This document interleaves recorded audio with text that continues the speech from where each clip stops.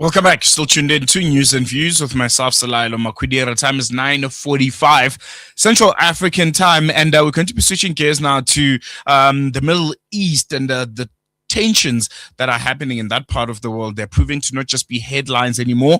They're sending literal shockwaves through the world's energy markets with very, very serious consequences for countries that depend on imported fuel, especially countries like South Africa, which is already grappling with an unstable energy sector, and now seems to be facing the stark reality that geopolitical conflict in the Middle East could make our energy future here in South Africa even more uncertain, especially as crude oil prices spike and supply routes remain under threat. Voices are rising here at home calling for urgent action and a fundamental rethink of our energy strategy away from fossil fuel vulnerability and towards resilience and self-sustaining resilience, that is. And to help us to unpack what this really means for South Africa's energy security economy and climate commitments, we are now joined by Lazola Kati, Fossil Ad Ban Campaign Manager at Fossil Free South Africa. Lazola, good morning. Welcome to News and Views. I really appreciate you giving us your time.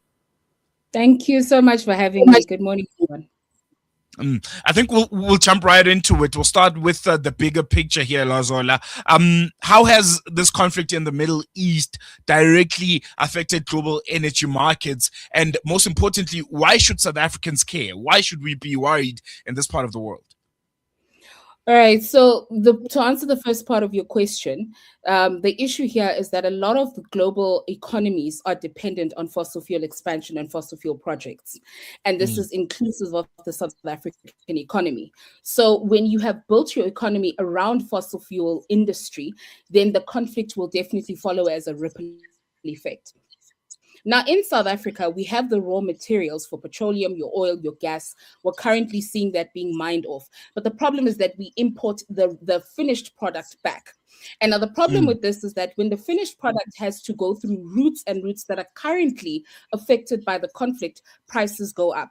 This means that your taxi prices go up, fuel prices go up, food prices go up. And we must also remember the economy of South Africa is currently extremely fragile, with the majority of youth unemployed, with the majority of the people in South Africa living below the breadline. So the prices already grow up. And they are also adding a lot of pressure on already struggling households in South Africa. So we're feeling the hit immediately. I want to talk about national vulnerability here. South Africa isn't a major oil producer.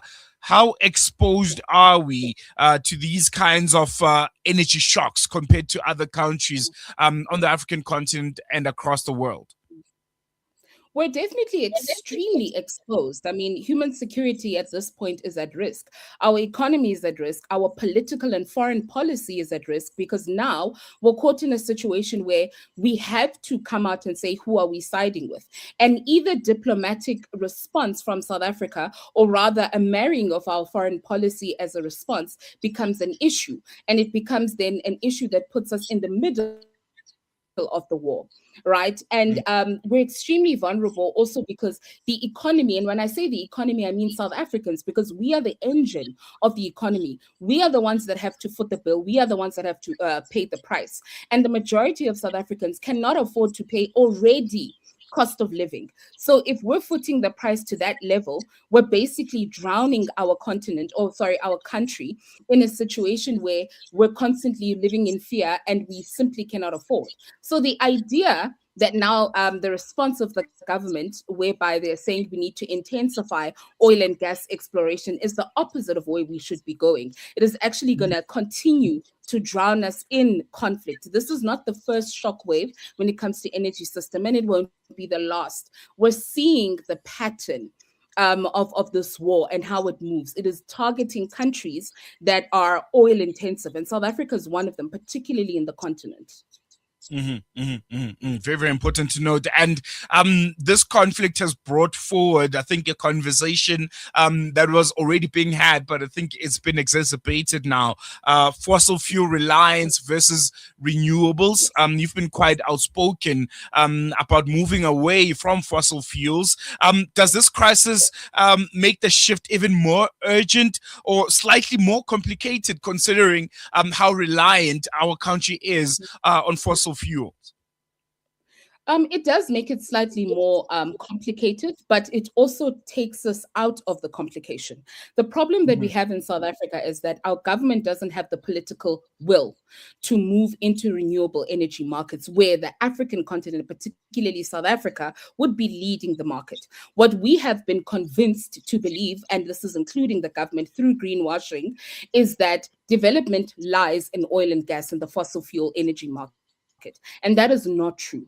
There is jobs, there is environmental safety, there is human security safety in renewable energy markets. We have the weather, we have the expertise. We are also have been securing so many loans from your Germany, your France in the last 5 years to the tune of 300 million euros to transition away from fossil fuels. But we've done absolutely nothing but have conversations. So where we are sitting is that South Africa has a moral, political, and economic position to take, which is to position itself away from fossil fuel expansion, which is the opposite of where we're sitting or what South Africa has been communicating currently. Lazola, there are some who might argue that transitioning to green energy is a luxury of wealthier nations that can afford, but for countries like South Africa who are still developing and are facing pressing economic challenges that you've also mentioned, it's not really our prerogative to go green, and also we are not amongst the world's largest polluters. How do you respond to that perspective? So firstly, we're not amongst the world's largest, but we are most affected. Africa is heating 2 times faster than the northern countries, right? And secondly, the argument that you now framed is existent because of the greenwashing tactic, where we are convinced that development is in fossil fuel expansion, it's in oil, it's in gas. Now we are talking, so that the just energy transition in South Africa is talking about moving away from coal and moving into gas as a transitional fuel. But the problem there is that we're locking ourselves into 20 to 50-year contracts of LNG being mined from our coastal areas. We've already leased off over 95% of our coastal areas. We're basically losing the country's land and its resources. So the truth of the matter is, we as South Africans, including the government, need to sit down and ask ourselves, how many jobs has the mining sector really given? And when I say jobs, I mean not just shoveling coal, not just digging gold. I'm talking about engineers. I'm talking about marketing people. I'm talking about scientists from the South African economy. There are unemployed graduates in each of these fields, in the environment fields, that are sitting at home. So we now need to question ourselves and start defining what development is, and not just receiving the definition of development from the West. And when I say the West, I mean fossil fuel companies. Because as it stands, it is now the scramble for Africa yet again, and it is through the energy sector. And South Africa is in a good position to actually move away. We are not as incapacitated as we've been told. That role, or rather that theme of incapacitation and development being in fossil fuels, is greenwashing. South Africa has its experts. We have the amount of money. We've been getting grants from the IMF, your European countries. We've been getting support. South Africa could be the pilot country in the continent to actually enact all of these different green hydrogen, your batteries, your solar grids. It's happening in smaller areas in this country. The only thing we need is political will from our government. There's been arguments that renewable energy transitions can sometimes leave vulnerable communities behind, communities that are reliant on mines, that are reliant on fossil fuel farming, if I can put it that way.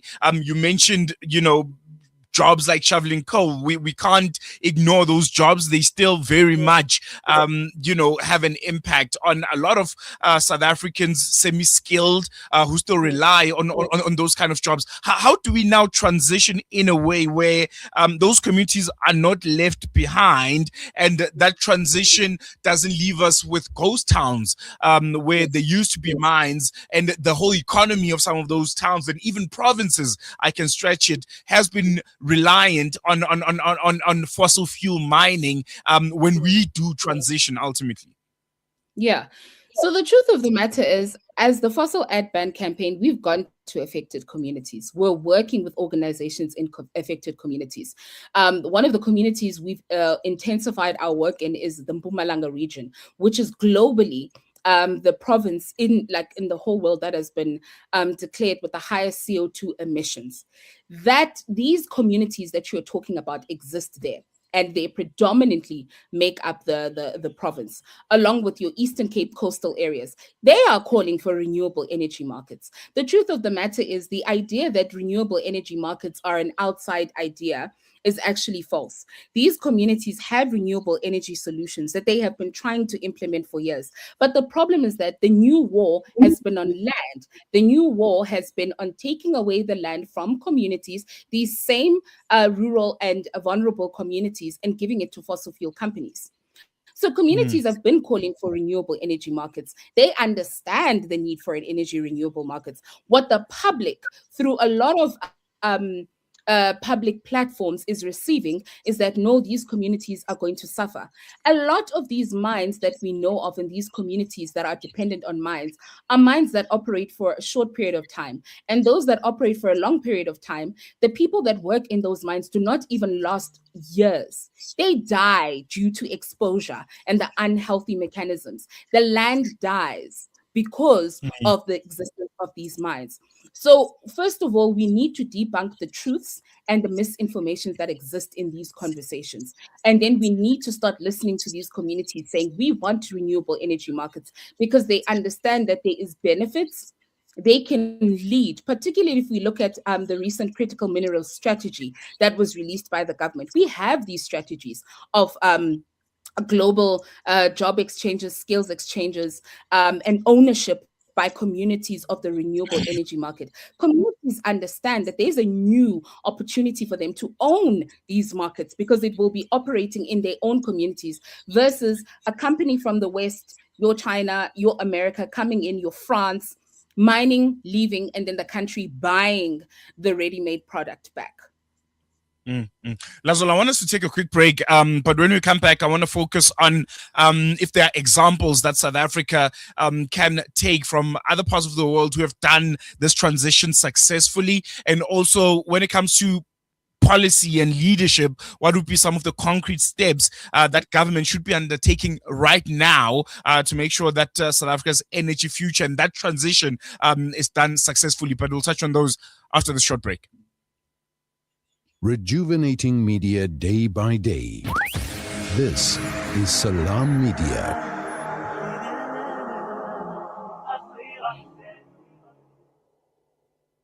Shimmer, sparkle, captivate. Nothing less than a masterpiece. Droplets of gold inspires precious design. Platinum bursts with intricate freshness, and every pure diamond becomes more than just a girl's best friend. Voda Gold Gem Jewelers, where timeless dreams become a reality. Come to us. We tailor-make designer gold, platinum, and diamond jewelry. Trade in or remodel your old gold. Clad yourself with classy name-branded watches. We offer insurance valuation and freezer card calculation. Visit us at 534 Ridge Road, Overport, or call 031 208 9142. Voda Gold Gem Jewelers, manufacturers of fine gold and diamond jewelry. Discover the Africa of your dreams and surround yourself with her spectacular beauty. Relax beneath her serene sunsets and explore wildlife at its natural best. It's where the pride of Africa comes together. The Kwantu Private Game Reserve. Get to know the Big Five or cruise on an elephant safari game drive. Interact with lion and tiger cubs and enjoy world-class halal cuisine while we pamper you during your 5-star stay. Indulge in the true African experience. For reservations, call now on 042 203 1400 or visit kwantu.co.za. The Kwantu Private Game Reserve, the place of gathering. Searching for elite local and international investment and advisory services from an award-winning firm? Look no further than the Belmont Mayer Group, your gateway to unparalleled investment and wealth management. At Belmont Mayer, we believe in the art of wealth creation, a meticulous process fueled by our unwavering commitment to excellence. With a focus on providing elite alternative investments and quality advice, we also pride ourselves on maximizing value for our esteemed investors, as seen through our consistent outperformance. Your financial success is our top priority. Join us at Belmont Mayer and experience the difference firsthand. Ready to embark on a journey of greatness? Contact us today. Reach out to the Belmont Mayer Group on 078 786 1698. Call or WhatsApp or email us at info@belmontmayer.com. Elevate your financial future with Belmont Mayer, where every detail matters. When the perfect blend of stylish decor, exquisite halal cuisine, and warm hospitality come together, it could only mean Al Bayt Lodge, your true home away from home. Al Bayt is the ideal heaven for families, business people, and tourists with its 4-star family rooms and other luxurious facilities. Conveniently situated close to Port Elizabeth Airport, the beach, and other amenities, your stay will be truly unforgettable, as you'll be taking home lasting memories of the warm hospitality, the serenity and tranquility that Al Bayt has to offer. For reservations, call 041 583 6415 or visit www.albaytlodge.co.za.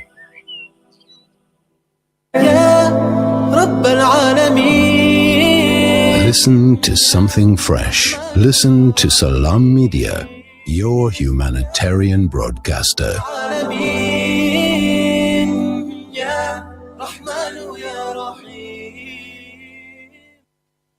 Welcome back. You're still tuned in to News and Views with myself, Salailo Makudir, and we're still in conversation with Lazola Kati, Fossil Ad Ban Campaign Manager at Fossil Free South Africa. And we're looking at a very, very important conversation that has been brought up. South Africa having to rethink its over-reliance on fossil fuels, especially given the Middle Eastern conflict and how that just puts into perspective how fragile it is to be reliant on oil in particular that comes from that part of the world, and how we can use this opportunity to almost rethink our energy sector and what fuels us, so to speak, as a country. Lazola, thank you so much for staying with us. Before we went into that short break, I wanted to chat briefly about if there are examples from across the world that South Africa can look into to potentially see that transition from being over-reliant on fossil fuels, especially coal, and transition to greener, cleaner energy, sustaining a country as big and as complex as South Africa. Yeah. So there are a couple of countries, particularly I'll make an example of your Iceland and your Norway, which utilize literally 100% of hydropower. Geothermal and hydropower for their electricity. And this is like 100%. And you find countries like the UK became one of the first G7 countries, particularly in 2024, to actually phase out coal for electricity completely, right?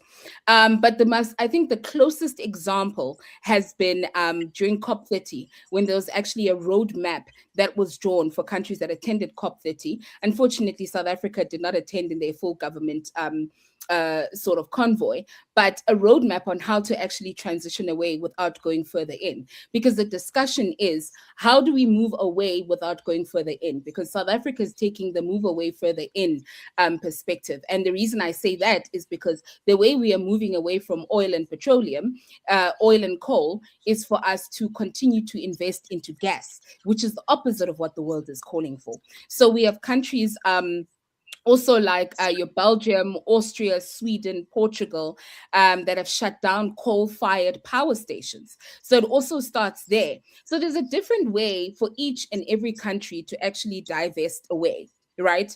And South Africa has got a myriad of options, particularly because South Africa has been named the gateway to Africa. We can reach out to the Democratic Republic of Congo to understand how they have started the work. Colombia has actually moving away from fossil fuel expansion and projects by cutting off giving out any permits. And I believe that that could be our first step in South Africa. We don't have to completely cut the cord, but we can stop giving out permits for fossil fuel, or rather coal, gas extensive projects. Because currently, like I said earlier, 95% of the coastal areas in this country have been leased out for fossil fuel expansion. We could start by cutting the cord right there, and then actually furthering into renewable energy market, your hydro, your green hydrogen, batteries, solar grids. There's so many other, not even experimental, but areas, or rather sources of energy that have worked in different countries.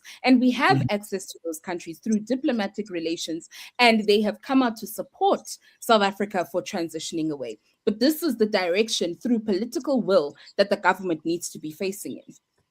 And lastly, before I let you go, Lazola, from government's point of view, because ultimately that's where the buck stops, what do they need to do immediately? Why, how can communities and organizations like yourselves hold government accountable in making sure that we ultimately transition in ways that you've mentioned? And also, I believe the framework is there. It's just about enforcement.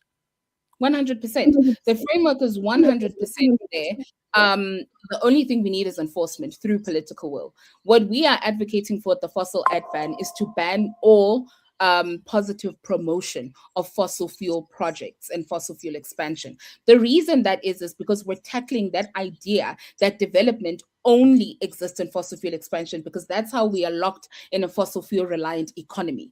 So that is the first point. The second point is that communities need to be made aware from a, I'll say, diplomatic and from an objective point of view by the government, that this is where we're going. Because currently what we have is an agency of the government that actually is charged with monitoring petroleum contracts that go out and permits that go out, making sure that everything is above board. But also they're the same ones that promote it in communities. They go out and speak to communities about jobs coming, development coming. So those are the tensions in terms of our policies that we need to look at.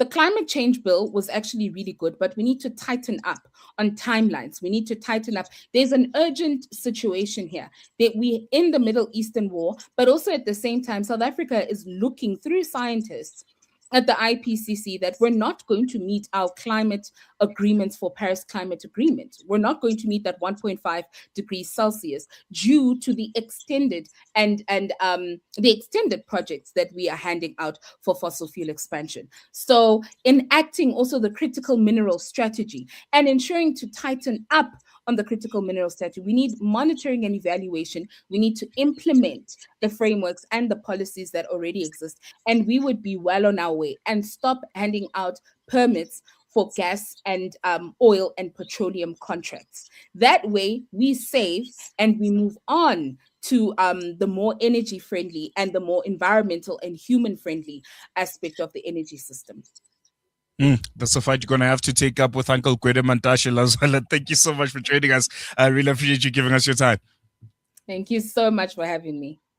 There you go. And with that, we've come to the end of today's edition of News and Views. Thank you so much for being with us for the last 2 hours and 8 minutes. Been another insightful, another very, very important show that we've had. I'll be back with you again next week, Tuesday. I won't be around tomorrow for another edition of News and Views. Otherwise, keep it locked to Salam Media.